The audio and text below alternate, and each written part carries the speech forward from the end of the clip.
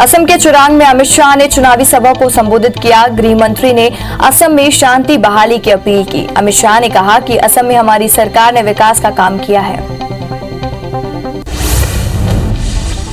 असम के चुरांग में अमित शाह ने चुनावी सभा को संबोधित करते हुए कहा, सालों से असम के अंदर आतंकवाद का दौर चलता रहा, युवा और पुलिसकर्मी मारे जाते रहे, लेकिन कांग्रेस सब कुछ नहीं करने वाद देते हुए कहा कि आपने पूर्ण बहुमत की भाजपा सरकार बनाई और 5 साल में हमने असम को आतंकवाद से मुक्त कर दिया है।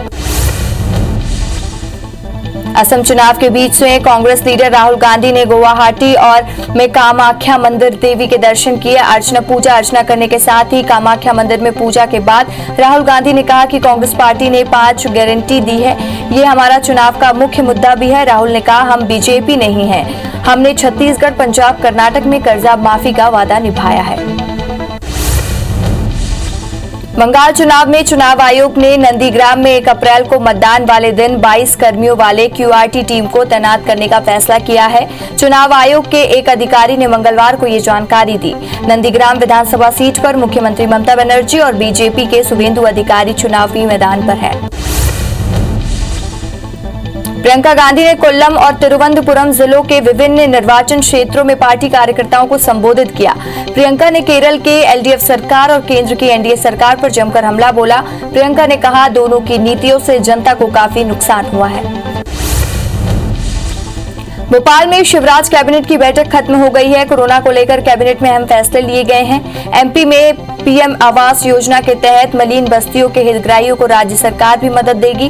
प्रदेश के 29 नवगठित निकायों में भी शहरी आजीविका मिशन चलाया जाएगा। भोपाल में कोरोना को लेकर शिवराज कैबिनेट की बैठक खत्म हो गई है। सीएम शिवराज ने प्रदेश के सभी कलेक्टर, कमिश्नर, सीएमएचओ और मेडिकल कॉलेज डीन की बैठक ली। कोरोना के बढ़ते संक्रमण पर अस्पताल में विशेष व्यवस्थाओं के निर्देश दिए गए। प्रदेश के लोगों को मास्क और सोशल डिस्टेंसिंग के पालन करने की समझाइश देने का फैसला लिया गया।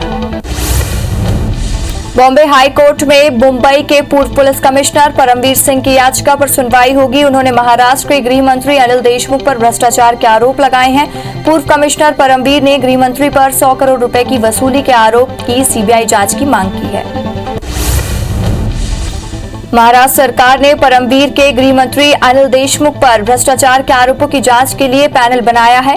हाईकोर्ट के पूर्व जज पूरे मामले की जांच करेंगे। इसमें परमवीर सिंह के आरोपों के आधार पर एंटी करप्शन ब्यूरो के अनिल देशमुख की जांच कराने का विचार होगा। मंगलवार को उच्च न्यायालय में अवकाश प्राप्त न्यायाधीश की अध्यक्षता में एक समिति गठित की।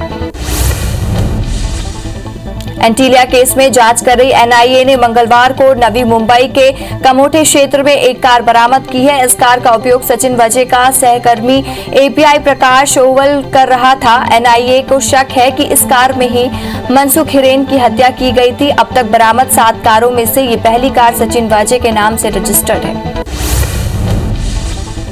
लद्दाख में लंबे वक्त से चल रहे भारत चीन गतिरोध का आर्मी चीफ नरवणे का बयान आया है। उन्होंने कहा है कि हम किसी भी क्षेत्र में नहीं हारे हैं, हम उसी जगह हैं जहां हम इस पूरी बात को शुरू करने के लिए पहले थे। उन्होंने कहा है कि हमने 1 इंच भी जमीन नहीं खोई है। एलओसी के दूसरी तरफ अभी भी आतंकी कैंप और इंफ्रास्ट्रक्चर मौजूद है। एमएम नरवणे ने कहा है कि आतंकवाद को कम करने, शिविरों को खत्म करने की बात कही। लोगों के बीच आतंक फैलाने के लिए पाकिस्तान की गंभीरता पर डिपेंड करता है। उन्होंने कहा कि कश्मीर में कुछ आतंकी घटनाएं हुई हैं, अभी भी घाटी के युवा आतंकी संगठनों में शामिल हो रहे हैं। उन्होंने कहा कि हमारा प्रयास युवाओं को गलत रास्ते में जाने से रोकना है।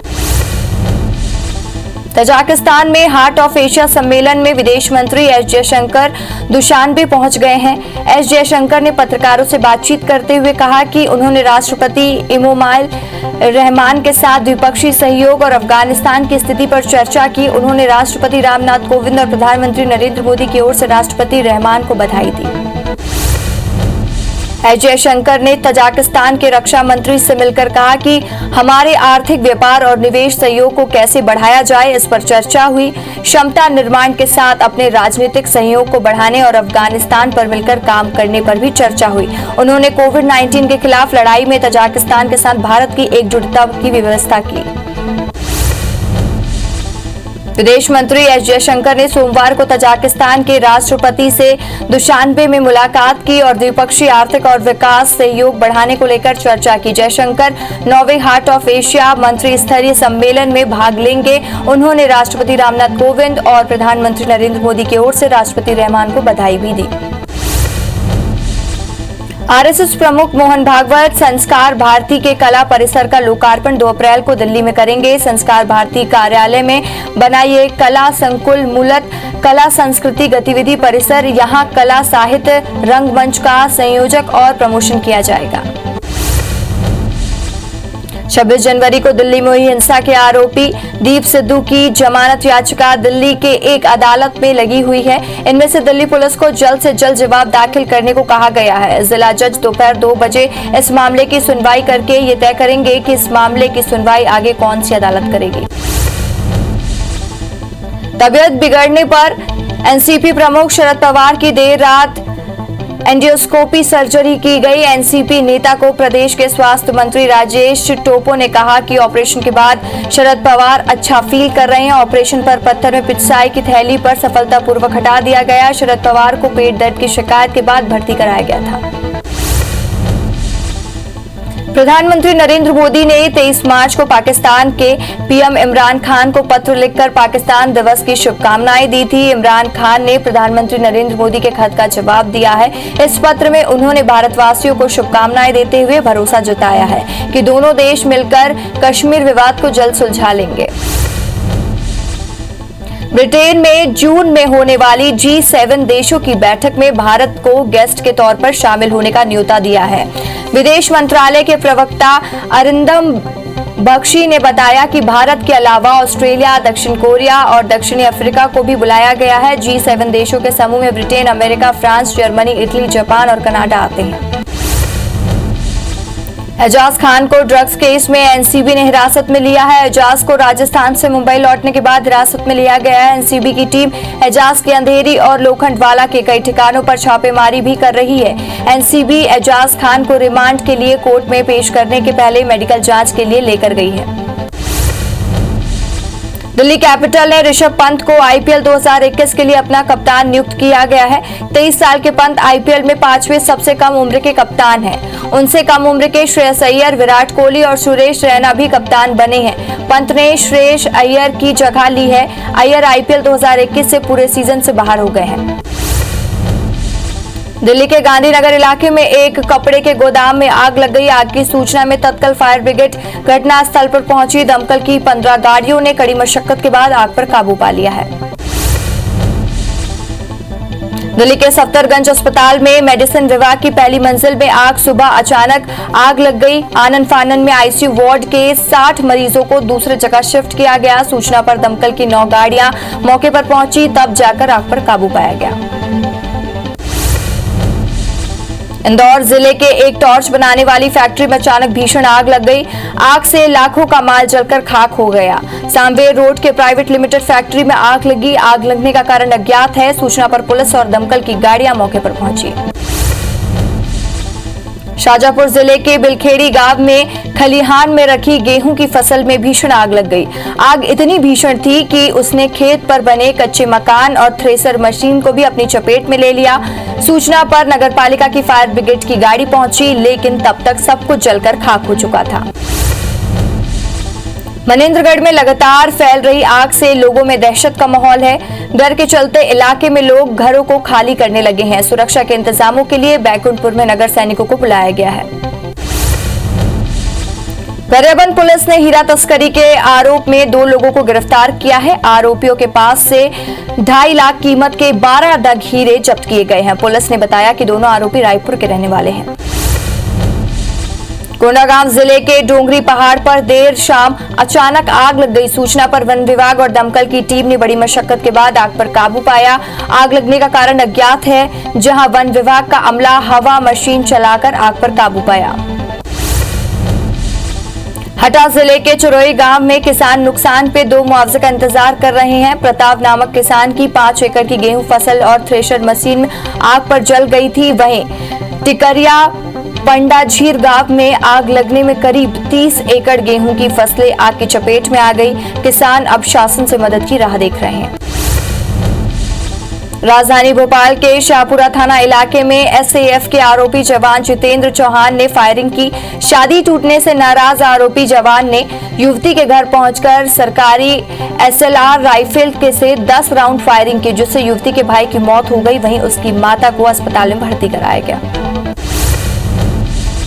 ग्वालियर में रंगदारी के चलते बदमाशों ने एक युवक पर ताबड़तोड़ गोलियां चलाकर हत्या कर दी। वारदात की वीडियो सीसीटीवी कैमरे में कैद हो गई। बदमाशों से बचने के लिए युवक भागता हुआ पड़ोसी के घर घुसा, जहां पड़ोसी ने घायल युवक को अस्पताल ले जाने के बजाय घसीटते हुए सड़क पर डाल दिया, जहां युवक ने दम तोड़ दिया। रायपुर के धरसिंवा में 3 साल की मासूम से दरिंदगी की घटना हुई। आरोपी ने फैक्ट्री में ले जाकर घिनौनी करतूत को अंजाम दिया। बच्ची की हालत नाजुक बनी हुई है। वहीं आरोपी की तस्वीर सीसीटीवी में कैद हो गई। पुलिस मामले की तफ्तीश में जुट गई है। कोरिया जिले के पटना पुलिस ने पत्नी के हत्यारे पति को गिरफ्तार किया है। आरोपी पति पत्नी के शराब पीकर देर से घर लौटने से परेशान हो चुका था, जिससे पत्नी मीराबाई की डंडे और पत्थर से मारकर हत्या कर दी और उसे ढूंढने का नाटक करते हुए अपने ससुराल पहुंच गया था, जहां पुलिस ने उसे गिरफ्तार किया है। सोमानी अपहरण कांड मामले में मुख्य आरोपी पप्पू चौधरी को गुजरात पुलिस ने मुंबई से गिरफ्तार किया है। आरोपी ने गुजरात के कारोबारी का अपहरण कर 30 करोड़ की फिरौती मांगी थी। फिरौती की रकम पहुंचाने के दौरान मुंबई में उसे गिरफ्तार कर लिया गया है। अब आरोपी को गुजरात पुलिस के माध्यम से रायपुर ले जाया जाएगा। राजधानी रायपुर से हवाई सफर करना अब महंगा पड़ेगा। एयरपोर्ट 500 रुपए प्रति passenger user development fees charge करने वाला है। इसके साथ ही एविएशन सिक्योरिटी फीस भी 150 से बढ़ाकर 200 कर दी गई है। 1 अप्रैल से हवाई यात्रियों को 550 रुपए अतिरिक्त चार्ज देना होगा। लंबे समय से दरिमा एयरपोर्ट में हवाई सेवा शुरू होने का इंतजार कर रहे लोगों के लिए राहत भरी खबर है। एयरपोर्ट प्रबंधन ने कंसल्टेंट की नियुक्ति करने के साथ ही अब लाइसेंस की प्रतिक्रिया के मुताबिक काम शुरू कर दिया है। साथ ही रनवे की लंबाई 2100 मीटर से कुछ कम होने पर भी यहां की कमर्शियल हवाई सेवा शुरू करने की दिशा में काम किया जा रहा है।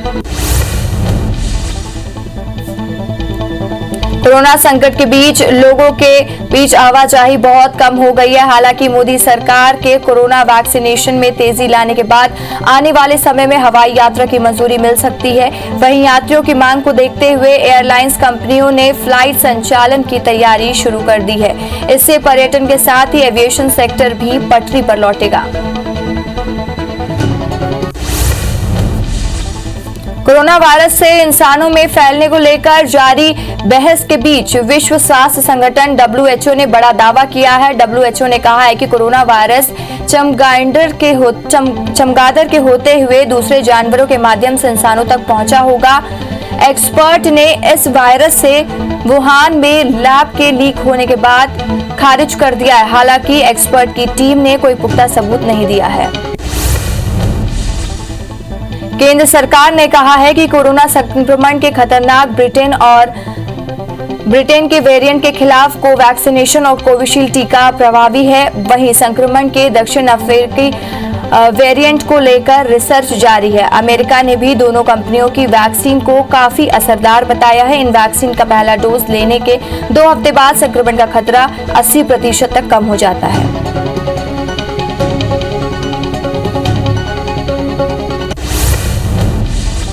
दिल्ली में कोरोना अपनी रफ्तार से बढ़ रहा है, मगर गाजीपुर सब्जी मंडी में लोग कोरोना नियमों का उल्लंघन करते दिखाई दे रहे हैं। कोरोना प्रोटोकॉल की अनदेखी करके लोग खरीदारी कर रहे हैं। दिल्ली में भले ही पॉजिटिविटी रेट 3% हो, लेकिन ऐसी लापरवाही ने भयानक परिणाम हो सकता है।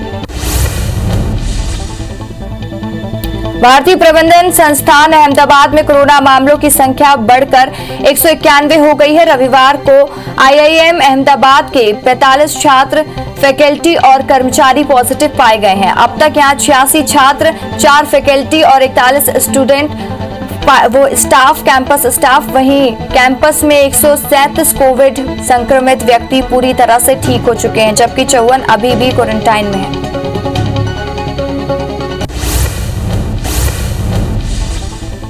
हरिद्वार में कुंभ मेला क्षेत्र में कोरोना के बढ़ते मामले मेला प्रशासन की चिंता बढ़ा रहे हैं। ऋषिकेश क्षेत्र के ताज होटल में वहीं 83 और हरिपुर कला में गीता कुटीर आश्रम में 32 कोरोना के मरीज मिलने के बाद हड़कंप मचा हुआ है। दोनों ही हॉटस्पॉट कुंभ मेला क्षेत्र में आते हैं, इसलिए महाकुंभ पर भी कोरोना संकट मंडराने लगा है।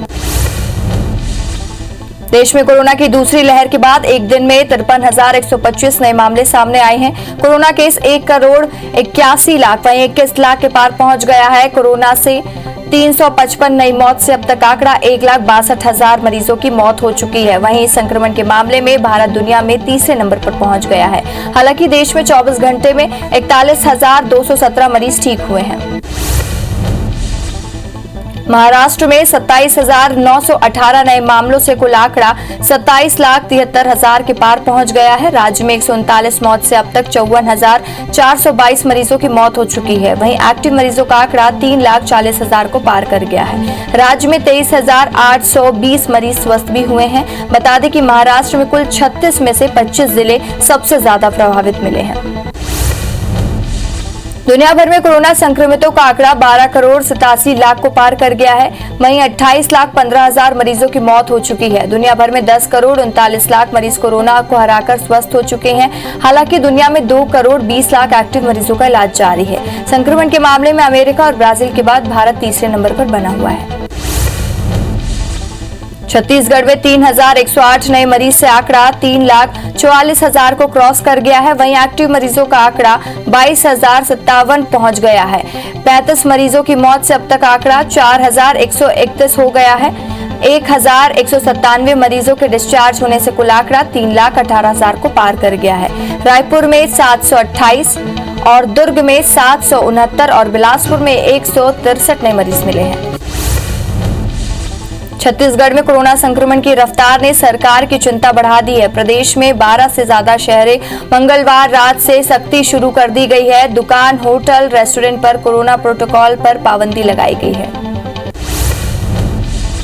टीके को लेकर स्वास्थ्य मंत्री टीएस सिंहदेव ने ट्विटर पर पीएम मोदी को घेरा है। उन्होंने देशवासियों को टीका लगाने के बाद वैक्सीन निर्यात की अपील की। स्वास्थ्य मंत्री ने विमान यात्रा का अनुभव याद दिलाते हुए सबसे पहले अपना मास्क लगाने की बात कही, फिर दूसरों की मदद के लिए आगे आने की बात कही।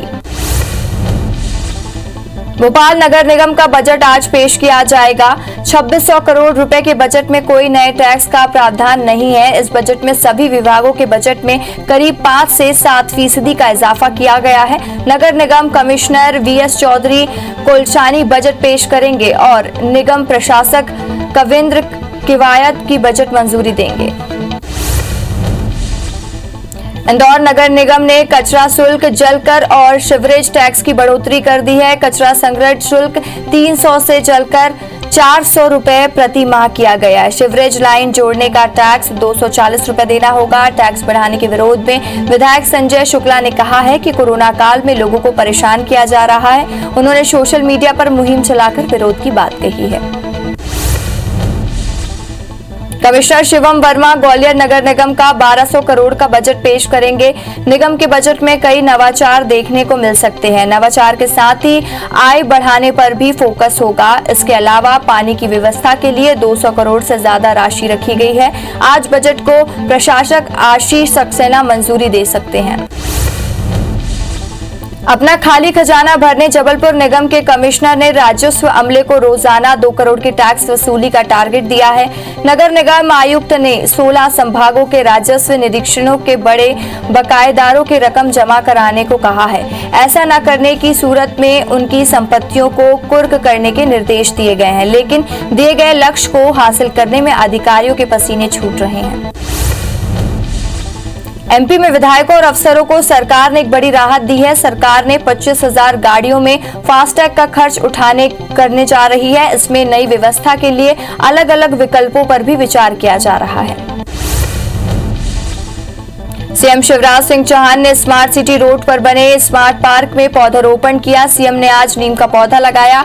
अपने संकल्प से प्रदेश में हरियाली का संदेश देने के लिए सीएम शिवराज ने ये मुहिम साल भर जारी रहेगी।